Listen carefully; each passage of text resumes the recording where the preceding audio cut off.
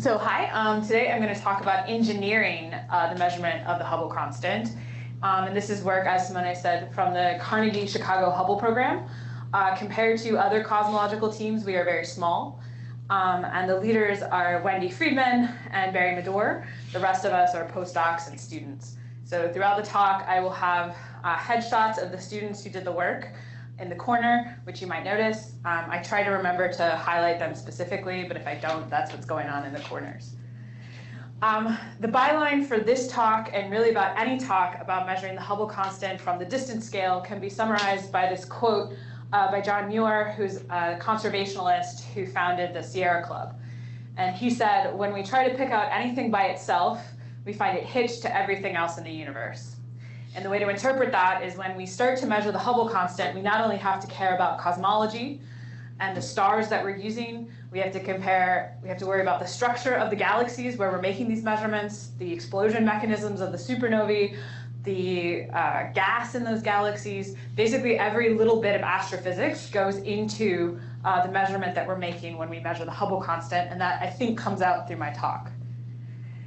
So traditionally, the way we measure the Hubble constant from the distance ladder, and the way that it's typically taught in Astronomy 101, is that we start in the Milky Way, and we maybe measure some parallaxes or do something like that. We move out to the Magellanic Cloud, and then we use some other technique, and then we keep adding and adding and adding these techniques until we get to some cosmologically interesting distance, which turns out to be something like dozens of megaparsecs when we get into the Hubble flow, which is somewhere between like 70 or 80 megaparsecs. I don't like this way of thinking about the distance ladder because I think what it gives you is this sense that we just grab onto things and move forward, like it's very organic, when in actuality we think very hard about every step in the distance ladder and it's quite engineered. So to actually think about it in the way I like to present the topic itself is actually to start out where we measure the Hubble constant and work back to the Milky Way. And this is called backward design. You use it a lot in engineering, and you also use it in course design. And the basic idea is that we're going to start with what we want to measure, think very hard about it, move backward, and then iterate and pick the best path to getting to that high precision H0. Internally, we always are aiming for some sort of 1% measure of H0. That's a semi-arbitrary number. But that's what you just have in mind, 1%. And before we start on this journey, we have to start with some honest truths. So the distance ladder ultimately resides on using supernova type 1a. The closest modern supernova 1a that we use to calibrate the supernova 1a is at 7 megaparsecs. Okay. So 7 megaparsecs in terms of using the stars in that galaxy to measure distances is only attainable by using the Hubble Space Telescope or an 8-meter class facility. So for the closest object. And the reason that's important to have in your head is because for most distances that we measure to calibrate supernova 1a, there is one data set that is coming from the Hubble Space Telescope. There are not multiple data sets that we use to make these measurements. Because hard things, these are all very hard, are not often repeated. Okay? And that's important to keep in mind. So only for M101 could we possibly do a distance from the ground. And it's actually incredibly difficult to do. The local galaxies like Andromeda and the Large Magellanic Cloud, and why they play so prominently in the distance scale, is because you can get different data sets. You can do most of this work at easily accessible telescopes. You can use lots of different wavelengths, from the optical all the way into the mid-infrared. Different groups, because you can use different facilities and different data sets, different groups and scientists can work on it, and different techniques can be employed to get the distances to these galaxies. So the hard stuff is actually measuring the supernova 1a, and where we actually have, or try to reach some consensus, is actually here in the local group, which is why it's so hard, actually. But it's worth understanding that this will actually change with the advent of 30-meter class telescopes. We recently had the Decadal White Paper survey call, and a group of us actually tried to envision how you might measure the Hubble constant with a 30-meter class telescope. And the answer is that distances out well into the Hubble flow will now be accessible from the ground. So you can do a stellar population distance at 100 megaparsec in 1 to 2 hours of integration with a 30-meter class telescope at 100 megaparsecs. And then you can also use gravitational time delay lensing, and gravitational wave sources to also measure the Hubble constant in that way. So it's worth actually thinking about the most efficient and the most engineered ways to measure distances when you move into a realm where we can do it from the ground. Okay, so let's go back in time to 1929 and see the original Hubble diagram, which was postulating the redshift, which is this axis, distance relation, which is what Hubble called it because Hubble didn't like to interpret what he found. He just put it straight out. And so what he plotted were distances that he derived using Cepheid type variables following the Leavitt law that was discovered by Henrietta Leavitt in 1908 and 1912. And then he plotted that against the recessional velocity that was observed by the galaxy. These recessional velocities were actually measured by Slipher at Lowell Observatory. Not everyone knows that. Hubble did not make these measurements. And there's also a typo in this figure. He actually plotted distance versus distance instead of velocity. But the general sense is that he plotted this, saw a relation, and calls the constant of proportionality between velocity and distance h naught, or the Hubble constant. And it's defined locally. That's important to keep in mind. Measuring the Hubble constant over time is actually something that has been a nexus of astronomy. And it's been measured many, many times over the past century. So a plot here is the date of publication versus the actual h naught value. And I like to summarize this plot as we didn't know what we didn't know at the time. And I think this is actually important to keep in mind as we get into the crisis that's happening today. And this is a plot that John Huchra made. And I like to use his actual plot because he was a big advocate for lots of things in science. So the original guess by Lemaitre, and then also the measurements by Hubble are here. You see those values were very large in the 600s, 500, 600. And the first major thing that happened was in 1952 when Walter Baade, who was also an astronomer at Carnegie Observatories, realized that the Cepheids that Hubble had been using are not actually a single population of objects. There's actually two populations of Cepheids. You can form a Cepheid-like variable from an intermediate population as well as a young population. And when you gleaned the the intermediate age stars out, you actually changed the size of the universe quite dramatically, quote unquote, overnight by doing that careful work. And then as we evolve as we go into the future here, what you're seeing is the Palomar telescope come online, the ability to look ever further into the universe, and it kind of calms down in here to the age-old debate between 50 and 100, or the factor of 2 controversy.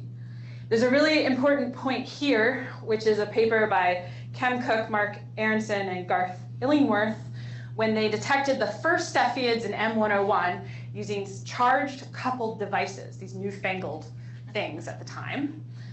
So everything prior to this, and actually a lot of the work that continued into the 1990s, was using photographic plates. So this is the first measurement pertinent to the distance scale with CCDs. And the reason I think this is really important is because Alan Sandage in 1983 wrote a 30-page paper on the non-detection of Cepheids in M101 and what that meant. And basically, for any distances measured beyond that 7 kiloparsecs, which is the closest modern supernova 1A calibrator, was not based on Cepheids, but was based on these other techniques, like the brightest stars having some magical intrinsic metallicity and other techniques. So this is a big deal because now we can actually measure these Cepheids in a lot of the galaxies that are being used. And then we have this debate between 50 and 100, which was really a shouting match between Alan Sandage and Gerard de Vaucouleurs, although lots of other people tried to weigh in. And it's a really interesting thing to think about historically, because one of the reasons that Alan Sandage wanted 50 was because when he made his Hubble constant measurements, he applied as a prior on his measurements the fact that the universe has to be older than the things inside of it, which is a very reasonable thing to do. But he was trying to make the universe as old as the star clusters, the ages we measured in star clusters. At the time, we thought they were something like 15 gigayears old. So that's why he drove towards 50. Of course, in 1998, we find out about the accelerating universe. And with the accelerating universe, you can have a higher H0 and very old star clusters. So there's the example of something we didn't know that that was hiding in this H0 controversy. Wendy Friedman, one of my mentors, led the team that ultimately solved the factor of 2 controversy in 2001. And it was solved with dozens of people working very, very hard, taking detailed measurements with the Hubble Space Telescope, and it took about a decade to actually do all of that work. And that solidified the Hubble constant at 72, plus or minus about 10%. And of course, today we're in a new controversy. So the reason people get very excited is because hiding in these controversies over time have been things like the accelerating universe. So how do we actually measure the Hubble constant? The modern Hubble diagram is the way we do it. So the modern Hubble diagram we actually have in log-log space. And we use log-log space because that makes it a straight line, and that's conceptually easier to parse. But because at least I don't actually think in log-log space, I've plotted here in all the units you could possibly think in. So you can just pick the axes that make the most sense to you. So we actually measure the Hubble constant way out here in the Hubble flow. And the Hubble flow is where a galaxy's peculiar motion around its structure that it lives in is significantly smaller than its cosmological motion that pushes it out cosmologically. So basically, we want to minimize the uncertainty that the motion, the redshift that we're measuring, is due to something happening locally, so going around a cluster, say. And out here, the only distance indicator that works well are supernova type 1a. And so plotted here are the supernova type 1a from 2 projects, the Carnegie Supernova Project in red and the CFA4 survey in gray.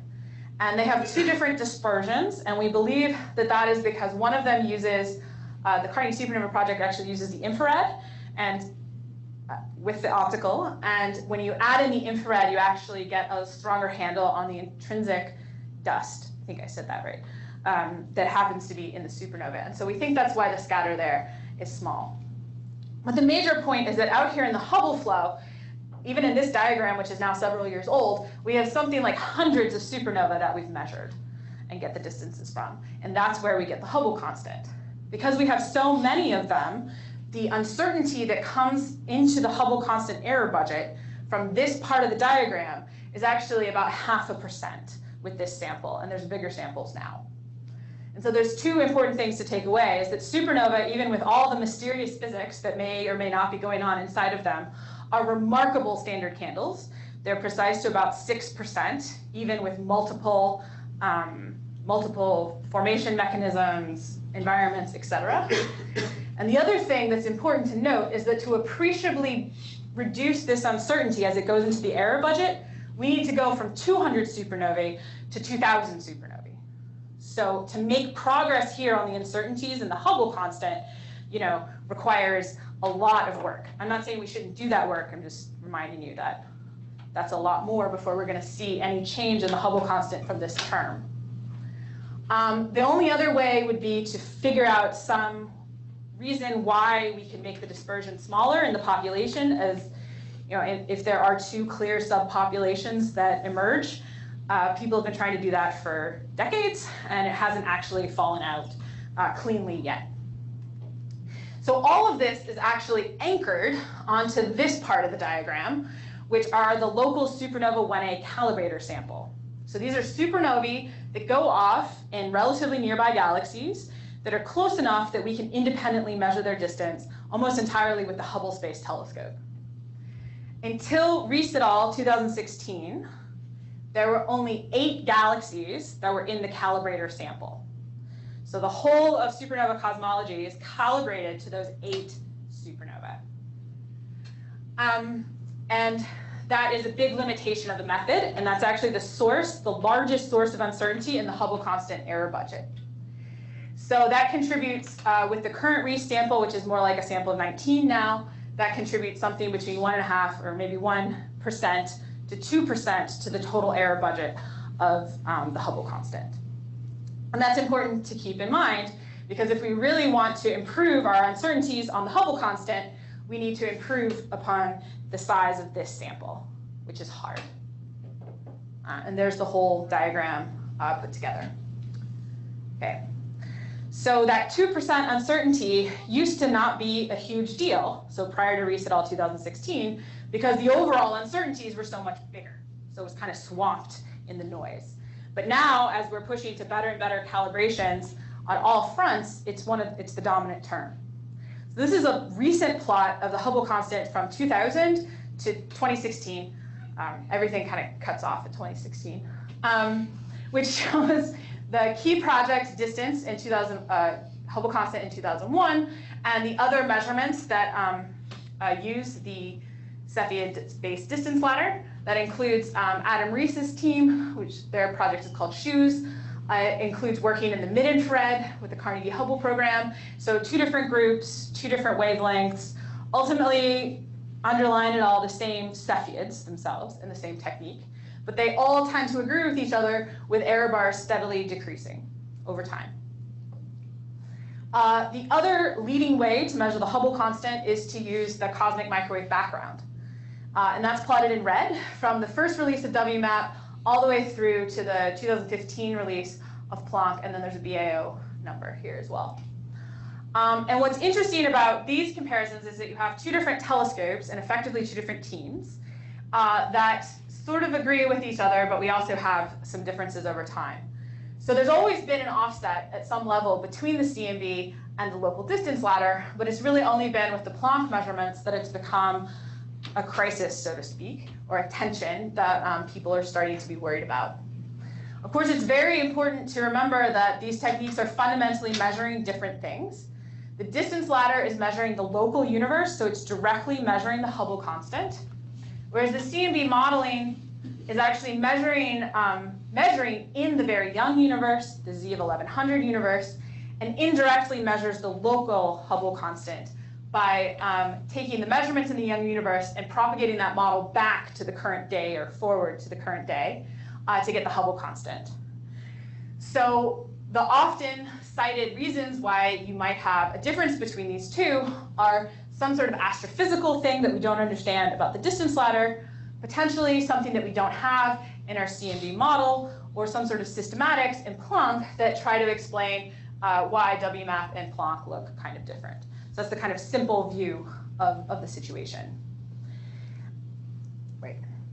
And so the most recent deviation, I didn't update this, now the SHOES team as of Tuesday is measuring 74.1-ish, and the Planck value is still down here at 67, and so that's like 4 sigma difference between the two. Yeah? So you put BAO as with the lambda CDM, like isn't that much more closely tied to a direct Hubble constant measurement than so BAO is ultimately calibrated to the sound horizon in the CMB. Right. So it has, at some level, it has to agree with the CMB. What's awesome and cool about BAO is that you can measure it at different Z over time. So you can get H of Z from BAO alone, which is cool. In fact, you can get H of Z from some aspects of supernova as well. And one of the things that I think is most fascinating about this current controversy is that you can anchor either method in the local universe or in the distant universe. And in the middle, those 2 methods agree really well. Okay, so the question is like, where do you think BAO is actually measuring? Where is that? Is it Z of 2? Or you think it's basically, what you're really seeing is Z of 1,000, right? Right, so it's calibrated to Z of 1100. It's making the measurement at Z of X, I don't actually know. But it's calibrated to Z of 1100. So there were some papers that were trying to argue that BAO was independent, and that was actually a mistake in those abstracts that I believe has been corrected. But you can calibrate it locally, and it gives you the local value. So it really is a difference between anchoring in the early universe and the late time universe. And that's why it's so hard to theoretically explain, because you have to keep the middle of the universe behaving the same way, but change either side. But to anchor it locally, you need some distance measure. Yeah, so you would, So ultimately, you're choosing Cepheids or, I don't know. Right. I mean, I'm saying the point is like, basically the entirety of Z of 1099 to Z of 1 doesn't help us with this question. It's literally something between the two anchoring points. And there's several papers discussing this in the literature and why it might be the case. So you basically have to do something. So to solve this problem just in the modeling, you have to go to some sort of exotic kinds of, semi-exotic kinds of models where you have decaying dark energy, interacting dark matter, interacting neutrinos, things like that. Because they will change things in the early universe without changing things in the local universe. But that's not what I do, so please don't ask me questions about that. Okay, so I sort of went through this, so let's go ahead and skip. So the question in terms of engineering the measurement of the Hubble constant locally is why do we have so few calibrators? If this is the biggest term, what's going on? And so the question that I often hear is that supernova are intrinsically rare, so supernova in a small volume located around us are also very, very rare. So what I did to actually test this was I plotted up all of the known supernova, again this cuts off in 2016, that are known within 80 megaparsecs, and I just picked that number because that's about twice the volume where we can measure Cepheids. So Cepheids sort of cut off at around 40 megaparsecs with HST, around, this is fluffy. And so if you look at this histogram, there's more than the 8 that we had in 2016, and there's more than the 19 that we currently have calibrated with Cepheids now. In fact, there's 95 supernova type 1a within 40 megaparsecs. The second thing that I often hear is, well, they must have all been discovered very recently. So we all know that these transient programs have been ramping up of late. So maybe they were all found in the last couple of years and we just haven't had time to follow them up. So supernova have their discovery year in their name. So it was a simple exercise to actually just strip off to the year and plot the discovery year for the supernovae. And you do see that after about 2000, the number of nearby supernova has gone up considerably. I think that's because that's when the amateurs figured out that this was a lot of fun.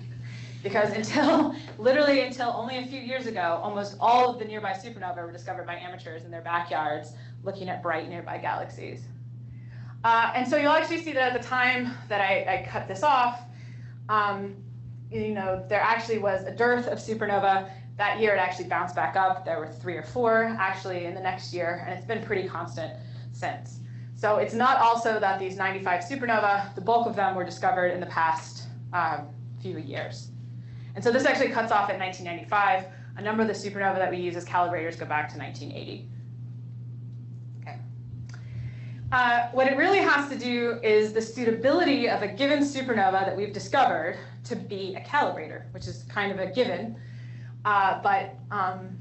What that is comprised of is a question of, can I characterize the supernova itself, and is it reasonable supernova? And can I measure its distance? And that's how you get into the calibrator sample. So when you're characterizing a supernova, you have to find it before peak light.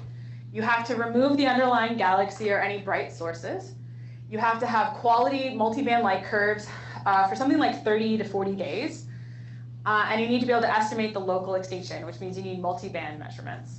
And then there's some other technical issues related with observing supernova that get folded in.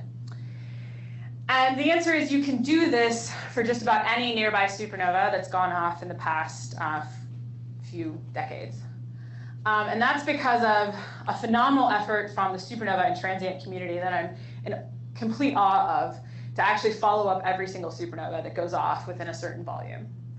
And so of the 95 that I listed before, my colleague Chris Burns, who works on the Carnegie Supernova Project, went through every one of those 95, looked at the data in the archive, looked at the data that had been published, the data that he had on his disk, and about 40 of them, about half of them, have everything that you would need to be used as calibrators and meet various requirements. So the other part must cut this sample down another 50%. And that is, can I measure its distance with Cepheids? And to measure distance with Cepheids, you need other components. But first I want to show you how you actually measure distance with Cepheids. So this is a plot from Rees et al. And Hoffman et al., which is the SHOES effort. And they have 19 supernova 1A host galaxies, which are plotted here. And then there are 4 anchor galaxies, which we use to get the absolute scale of the Cepheid period luminosity relation. And these 3 are our local group galaxies, and this is a mega-maser host galaxy. So how you actually measure distances from Cepheids is you do photometry, and you measure their period.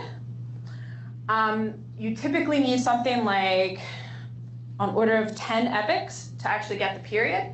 You also need to classify the Cepheid as what mode it's actually oscillating in.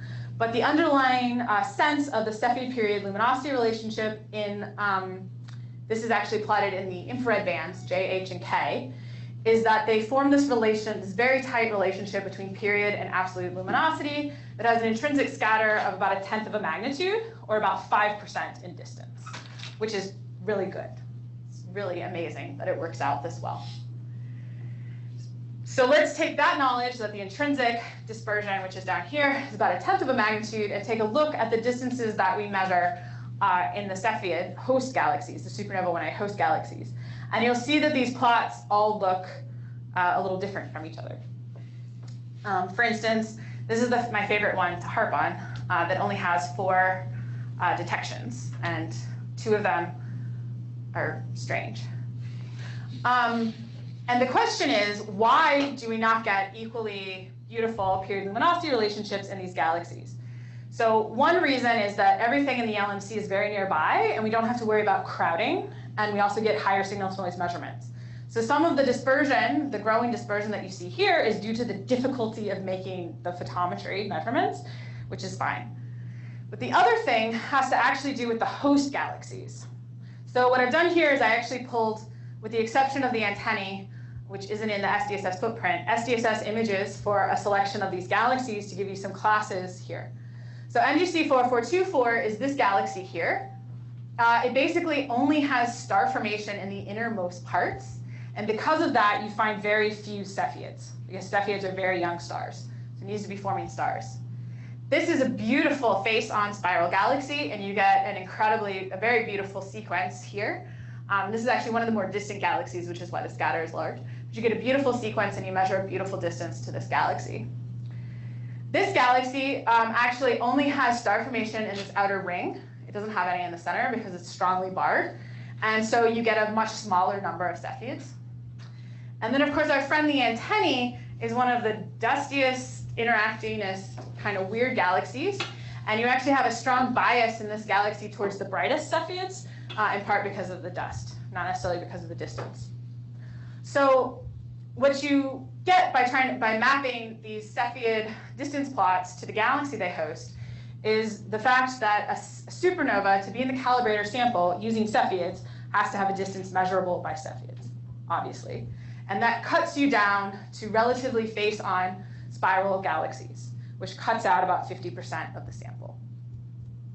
Okay, so the list of things you have to do to get a distance via Cepheids is the host galaxy needs to be star-forming, luminous, and approximately face-on. If it meets those criteria, I have to go to the Hubble Space Telescope and get 10 to 20 epochs of optical imaging to get the period. Then I reobserve it in the IR to actually measure the distance. I really need a span of log p. I need spatially resolved metallicity information, which does not come from the stars. It comes from nebular emission lines, which we could have an entire conference about measuring metallicity from nebular emission lines. We need to measure local extinction and measure crowding and other related issues. And so this is actually a big limitation on trying to measure H0 to its highest precision possible from the distance ladder, because we cut the sample down again. So I like to, this is amazing work that's been done with Cepheids. I deeply, deeply respect it. I work with Cepheids. They are brilliant tools. But if our goal is to make the most precise measure of the Hubble constant possible, we might want to think about a slightly different distance indicator that gives us access to more host systems and a broader range of properties of those host systems. Okay. So the rest of the talk, I'm just going to give you a sense of an alternate way to measure distances and to measure the Hubble constant. And to have a quote to go into the second part of the talk, the real voyage of discovery consists not in seeking new landscapes, but in having new eyes. And ultimately, the new eyes that we attain are given to us by the Gaia satellite. And to explain why this gives us new eyes, until the Gaia satellite started releasing data, the sum in totality of all of the parallaxes that were measured better than 10% was a 100 parsec sphere around the sun. Other than that, you had to be an incredibly special star to get parallaxes measured by the Hubble Space Telescope. So there's something like 30 of 40 parallaxes since the age of the Hubble Space Telescope that were measured independently. Gaia, however, expands this 10% error circle out to 10 kiloparsecs, which basically gives us access to the entirety of the color magnitude diagram and not just special classes of stars that we can follow up with HST, very expensive HST parallaxes. So this is actually my favorite Gaia plot, and it was made by Lauren Anderson, which shows the T-gas sample plus some machine learning magic, but just beautifully illustrates what we have access to now from Gaia. And so for those of you who don't look at color magnitude diagrams all day, the x-axis is temperature, where hotter stars are bluer, so smaller numbers, and cooler stars are red, so bigger numbers. And then in the luminosity axis, smaller numbers means brighter, bigger numbers means fainter. And these are all the classical sequences, the main sequence, the red giant branch, and the red clump. So if we want to apply the knowledge that we're going to gain from Gaia to the supernova 1A calibrator sample, unfortunately, we have to block out mostly everything fainter than about the horizontal branch, because even with JWST, this is only going to be accessible to us within, say, about 6 to 7 megaparsecs. Remember, the closest calibrator is at 7 megaparsecs.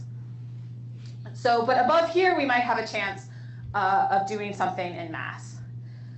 This is the classical instability strip. This is where the star's stellar structure makes it unstable to pulsations, and that's where the Cepheids live. And this is coarsely where it falls in this diagram. And now I've labeled a number of distance indicators that fall in this bright area of space. So here on the horizontal branch, we have the red clump. The red clump is a very powerful tool. It's precise to, I think, somewhere between 5 and 10%. But unfortunately, for things that are very far away, there's actually some age and metallicity degeneracies there. And it's actually very hard to decouple those in very distant systems. So that's not going to work for us. The Ara Lyrae are also pretty wonderful, but so you can get a distance to an individual star to about 1%, 1 to 2% in the infrared. But unfortunately, they're highly, highly, highly metallicity sensitive. And we're not going to be getting metallicities for things at 20 megaparsecs. The Cepheids we've been talking about, they're very young stars. They also have a metallicity sensitivity and some of the other concerns. What do you mean by metallicity sensitive for R? Like the period dependent on metallicity? So the period luminosity relationship has a metallicity term, and it's about 0.2 mag per dex. Okay, but the Cepheids also have that. Yes, they do. Yeah. The Cepheids are useful. It's because they're bright.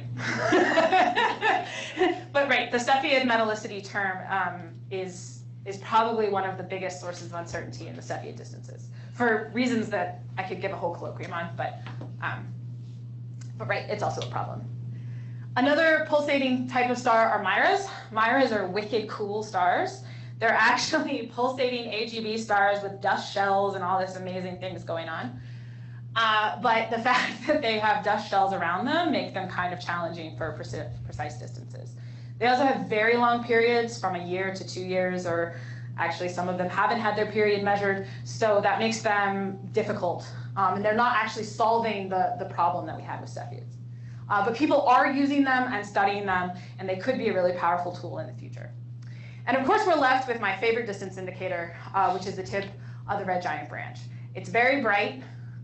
It's non-variable, and it works in areas of galaxies that help us get away from a lot of the problems that we have with Cepheids. A lot of the error terms, I shouldn't say problems, a lot of the terms in the Cepheid error budget we can alleviate by using this distance indicator. So I want to explain the tip of the red giant branch. So this is a schematic diagram that Barry Medor made that I really like just for explaining how the tip of the red giant branch works. So the x-axis is color again, and the y-axis is magnitude. And each of these lines are coarse stellar population tracks with going from metal poor to metal rich, or age is degenerate, so it could also be going from old to young. And the tip of the red giant branch is the truncation of the red giant branch sequence in the color magnitude diagram. And the reason that there's a truncation in the red giant branch sequence has to do with, I want to call it basic statistical physics because it's an undergraduate homework assignment. Basically, the core of a red giant star is degenerate over its evolution on the red giant branch. When it reaches the top of the red giant branch sequence, what has happened is that the core has grown in mass sufficient to break the degeneracy. Under degeneracy pressure, mass and temperature are coupled, which means it's reached a specific temperature. So this happens very suddenly, and then the star reorganizes itself, goes through the helium flash, and rains down onto the horizontal branch. But the key part is that it happens at a fixed mass or a fixed temperature. That means that the bolometric luminosity coming off of the core is the same in two red giant stars anywhere in the universe, or basically the same, within a few percent. So then what happens is that the chemical composition of the atmosphere, coupled with the observing band that we use, gives us a modulation to the observed magnitude. And how this works is that for the very metal-rich stars in the blue, where most of the metal lines are, you get a fainter star. Compared to a metal-poor star, fewer lines in the blue, less line blanketing, it's brighter. Conversely, you go into the H-band, and now those same metal atoms that were absorbing energy in the blue are now emitting thermally, such that in the H-band, that same star is brighter if it's metal-rich, and it's fainter if it's metal-poor. And so you see this travel through all the bands in the optical and the infrared, and the pivot magnitude happens to be, the pivot magic wavelength happens to be in the I band, which used to stand for infrared, but now is optical. And so for stars more metal poor than about minus 0.5 dex, the I band magnitude varies very small amount, within a few percent, for tip of the red giant branch stars. And that's our distance indicator. And what is exciting about red giant branch stars is that they can be found in the halos, the outer part of galaxies, that are edge-on, face-on, that are really star clusters, that are very faint, that are so faint you can't see them, that have supernovae, that have 4 supernovae, that are accessible to Cepheids, that are not accessible to Cepheids. Basically, every galaxy has old, metal-poor, red giant branch stars in it somewhere that we can use to measure a distance. Which means we can measure a distance to anything you would like to measure if you give me the telescope time to do it. So the TRGB has a lot of pros. It's not variable. I only have to observe it once. The physics we've just talked about. It can be applied to all Hubble types, all inclinations, all luminosity classes. It's really hard in ultra-faint dwarf galaxies because they only have 1 or 2 giant stars. But we're not measuring ultra-faints at 20 megaparsecs. We can apply to low-density regions of galaxies. We don't have to worry about crowding. Because we're using old metal-poor stars, there's very few differences between the stars that I measure very far away and the stars that I measure locally to calibrate. You sometimes worry that very young stars had something strange happen chemically in the galaxy or something, and they could be different. The metallicity is projected into color, which means I have a way to estimate it. It's annoying, but also powerful. A single data set to find the stars and to measure the distance. And it's a red candle, and I'll show you how that's going to be powerful with WFIRST, JWST, 30-meter class telescopes. The con is that we haven't been using it for a century. There's great non-uniformity of application in the literature. If you just did a literature search today, you'd think that it's a very unstable distance indicator, and there's no trigonometric calibration. So what we've been doing for the past 4 years is measuring a sample of supernova when I host galaxies for the first time. So every distance, every supernova we have to measure for the first time. We had to develop the photometry infrastructure to measure stars that are in the halo of our galaxy all the way out to 20 megaparsecs on the same systematic system. That's been fun. And we have to collect all the ancillary data and perhaps that we need to do a direct calibration with Gaia parallaxes. So we've made a lot of progress on these two. This one is still ongoing, and I'm going to show you that now. So how many, per galaxy, how many TRGB stars do you have to measure before you say that's a TRGB? I think that'll become clear as I show you how it works. Okay, so step one was build a sample. We were very lucky to be awarded about 200 orbits with the Hubble Space Telescope in 2014 to go about measuring the distances to all of these galaxies. Okay, so step two was build standardized techniques, both to measure the photometry and to measure the tip of the red giant branch. So to demonstrate this, I'm going to show you a nearby case that's very easy. This is a galaxy at 0.784 megaparsecs, IC 1613, and a galaxy that's far away. This is NGC 1365. It is in the Fornax cluster at about 18.4 megaparsecs. In both cases, we have ACS Hubble data. This is the field in NGC 1365. Here's a zoom. It's pretty much beautiful and blank, but filled with RGB stars. IC 1613 is a little bit difficult. This pointing is actually 20 arc minutes on a side. So it's much bigger than an HST field of view, but we do have several pointings in the halo, and what we do is we actually calibrate the ground data to the space data to make the distance measurement. Okay, so here are the color magnitude diagrams. These are not the idealized color magnitude diagrams I showed earlier. This is what stellar populations people really work with. So on the x-axis you have color, and on the y-axis you have magnitude again, and the actual definitions of these things are not super important. So in the nearby case, you see a beautiful red giant branch. There's that beautiful truncation right there. You also see some young stars, as you expect in a dwarf irregular galaxy, and some asymptotic giant branch stars. But it looks exactly like we expect from theory or from our textbook. As we move farther afield, it doesn't look quite as clean. You still have a beautiful red giant branch, but that truncation is not as clear. And this is mostly to do with signal to noise. We're observing something at 20 megaparsecs. It's not as clean of a measurement. But we can measure the distance quite well.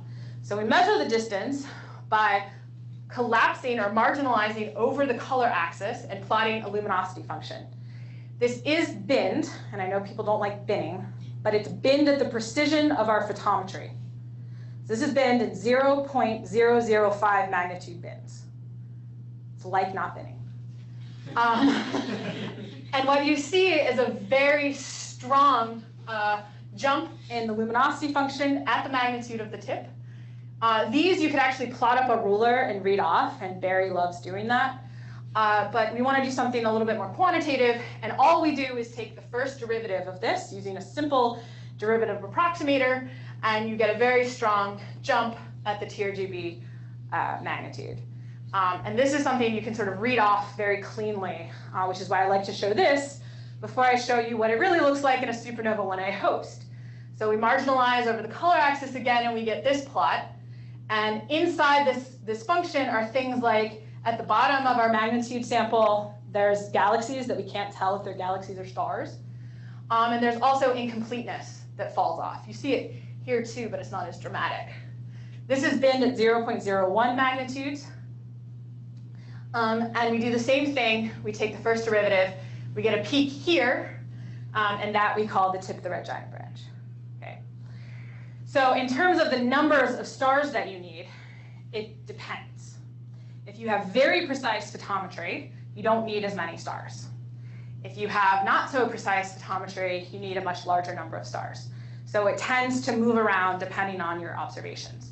And I know that, oh, I can answer your question now. Okay, I'll yes. wait for you to finish your sentence. Okay, I was gonna say, I know that because the way we actually determine uncertainties on these measurements is to simulate the whole thing end to end with artificial stars. So we put in artificial stars and pull them out through our whole measurement procedure, calibrating the photometry, doing everything. And then we subsample those into idealized luminosity functions from our input and ask the question, what do I actually measure at the end of the day? And from that, we see how things play with number of stars, precision of the photometry. The other thing you have to worry about is contamination from other populations, so it's not an easy answer. There's three things sort of playing together. And those diagrams look like this. They're crazy, but basically the underlying thing is that we put in, if you put in this sharp function, you pull out this smooth function because of all the uncertainties going into our measurements. And then we measure the tip of the red giant branch using the same algorithm, using different smoothing scales and different things to actually get our uncertainties and actually pick what we think is the most precise measurement. You can see the same thing for our more distant galaxy, where you see that same idealized function. It's a little different because we have more what we think are asymptotic giant branch stars, so that's up a little higher. But you can see how in the output, which is in blue, you get that smooth rollover that looks a lot like the function that we actually observe. So now your question. Yeah, so I mean, one advantage of doing something like a Cepheid or something like that is you're looking for a mean. So your statistics, go down quite well. Whereas here you're doing like an edge detection, which, I mean, it's a derivative, so it's intrinsically noisier. And I just worry that you're more biased by small numbers of extreme objects because as you can just see in that one, it's, small numbers of things near your transition can bias you more. They could, but I think if we actually did, worked out all the things that can bias the Cepheid measurements, there's the same things are concerns for the Cepheids. Like there's some concerns that we can never get around, which are things like there are objects that are going to bias our photometry or might bias our measurement. But you still have to worry about that with Cepheids. You are taking a mean of a large number of objects, but effectively I could also just circle these and take a mean. It's still an edge. Yeah, it's still an edge, but there's different ways to go about it. This is just one way of detecting the edge. Okay. This was a way that we could explain cleanly, that we can model, that we can demonstrate for the technique. I don't think this is the end way to actually make this measurement. You could imagine doing cross-correlation. You could imagine doing more complicated ways of looking for the edge. You could do synthetic photometry diagrams and do it that way. There's lots of different ways to measure it. This is just the one that worked right now. Okay, any other questions on this? Okay, I hate those diagrams. They're just so complicated and convoluted. So these are the color magnitude diagrams for all of the galaxies that we're looking at. And I like to show this because here's the beautiful sort of textbook CMD for M32, which we hope to be an anchor in the future. And this is the kind of photometry that we're looking at for our supernova 1A host, like way down at the bottom on the same scale. And this was to demonstrate the challenges inherent to doing this photometry. We have to do photometry on this system and this system and say that I understand that they're on the exact same system and that there's no difference between the photometry here and there. So I have to characterize all of my uncertainties. So literally for the past year, I've been working on doing that. And we're not 100% there. It's very hard because this is a diagram that has 12 magnitudes on it. Okay, but we're working that way. Another thing that I want to highlight about the tip of the red giant branch is how important it is actually to be out in the halo, out here. So this green pointing is ours. The other pointings are archival pointings. And these are the CMDs. This is ours. This is where I claim a 1 or 2% distance. And these are the fields that are in the disk. And what's important to note here is how much, as you go into the galaxy, we're getting more stars, but we're also getting more contaminating populations. And what's most important is we're actually starting to look through dust. So this is an H1 map of M101. Here's our field out on the outer part. And this is where these additional fields are. And you tend to measure a more distant distance to M101, in part because you're looking into these dust clouds. And most of the stars are in the disk in these fields. So that's a very important thing to keep in mind. I've actually spent months trying to figure out why my distance was so far in the foreground of M101 compared to all these, which actually meant just reducing all of this data and measuring it again. So that's something to keep in mind. The good news is we can usually predict this stuff, where we're going to get enough stars, using H1 maps, which exist for most nearby large galaxies, and using surface brightness profiles. So this is the Y surface brightness profile and the Galex surface brightness profile, which lets us avoid things like the extended disk, but also make sure that we have enough red giant branch stars from the WISE-1. So we can actually predict a priori where to put our fields using data that exists, and be pretty sure that we're going to get a good measurement out at the end of the day, which is important. For something like NGC 4424, there's a very large number of supernova 1A have 4, 4, and 2 in the name. I get them all confused. Where there were only a handful of Cepheids, we don't have to worry about that risk. Direct calibration will come from Gaia eventually. We're still edging our way out to this 10 kiloparsecs. And one of our biggest challenges has actually been for the highest precision Gaia stars, they're actually the magnitudes in the literature are only measured from photographic plates or from the wings of the stellar profiles in surveys. So for stars that are going to have sub% parallaxes, they have 20% magnitude uncertainties. It's just mind-blowing. So we have a suite of robotic telescopes operating every night down at Las Campanas, collecting photometry in the bands that we actually use to make these measurements so that we can try to calibrate this in advance of the spectrophotometry finally being released. So here's a sample of stars and their Hipparchus parallaxes. These are real distance errors. Well, they're not actually real distance errors because once the parallax is so huge, what does error mean anymore? But this is the Gaia DR1 results for the same stars, and you see that the blob is actually forming itself into a red giant branch. We've been slowed because of some technical issues down at Las Campanas, but we're still building the sample. And it's not quite enough yet for us to publish a distance directly from parallax. So in the meantime, we're using these local group galaxies. Here's some examples of the photometry using that same pipeline as calibrators. So hopefully I've demonstrated that we're making a lot of progress on using the tip of the red giant branch as an end-to-end way to measure the Hubble constant. So in the last 5 minutes, I really want to, sorry, I'm going to skip that. Oh, no, actually, this is more important. So we've built an entirely parallel distance ladder, and what have we learned? So this is an example of all the distances that have been measured to IC 1613. And there's a lot to unpack in this plot, but the basic idea is we think we know the distance to IC 1613, and most of the techniques agree. Cool. So when we make our measurements in supernova hosts that also have Cepheid distances, we're effectively testing all the things that we think might go wrong in a distant Cepheid host. Crowding, metallicity effects, differences in the IMF, whatever you want to test.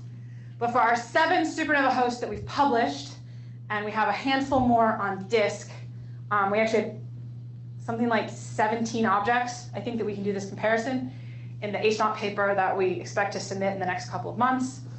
Everything agrees in the mean within a few percent, within about 2% between Cepheids and tip of the red giant branch. So you might say that we've learned nothing because we get the same roughly, but we've actually learned that a lot of those things that everyone is concerned about don't seem to matter very much in the mean. Now, breaking this down galaxy by galaxy, supernova by supernova is going to be a lot of fun because there are some outliers that probably are telling us something. So completely parallel distance ladder, probably going to get a very similar H0 because our distances seem to agree in the mean. But that's important. But the real reason why the TRGB is exciting is when we think about the future, which is completely in infrared. And I'm just going to step through this plot, and then I'll be done and let you free. So this is a plot that is complicated. It's for NGC 6822, and we have the same color axis on the bottom, but I'm going to plot the magnitudes in B, V, R, I, J, H, K, L, and M. So here's what is accessible to us with Hubble, the James Webb, and WFIRST. So we're going to start in our familiar I band that we've been talking about. So here's the tip of the red giant branch stars, and we highlight them here. And here are the Cepheids in this little galaxy. When we look at the same stars in the blue, here's that sloping down of the TRGB that we understand from theory, and here are our Cepheids. And this is why, in 1929, Cepheids were absolutely the way to go. You can see how much brighter these guys are. It's absolutely the only tool that we had available. If we move into the infrared, however, here's that upward sloping TRGB in those same Cepheids. As we move into the infrared, the TRGB is as bright as, if not brighter than, the faint end of the Cepheids, or actually half the Cepheid sequence. And I only have to get to these magnitudes one time. I don't need resolved things to get periods. So it's much more efficient. You can keep pushing it into the L and the M, into the mid-infrared, but things get interesting because stars don't really have color in the far mid-infrared, so we don't get separation of the populations like you do in the other bands. So we're working very hard on developing the near-infrared tip of the red giant branch. Meredith Durbin, who's in the FAT collaboration, the Pan-Chromatic Hubble Andromeda Treasury, is basically taking all of their beautiful multi-band CMDs and having a field day testing when this works, what numbers, what star formation histories, all this kind of stuff. So that would be really exciting. And we can also apply this to the LMC with 2 mass. So this is the LMC and tip of the red giant branch stars from 2 mass. What we're able to do is actually divide up into cells that have equal numbers of stars and measure the distance in each cell. And what you're actually able to resolve just from the infrared tip of the red giant branch is the actual structure of the LMC. So there's the bar, which is kind of tilted. One of these sides is actually 30 Doradus, so it's just very heavily extincted, and the other side is literally further away.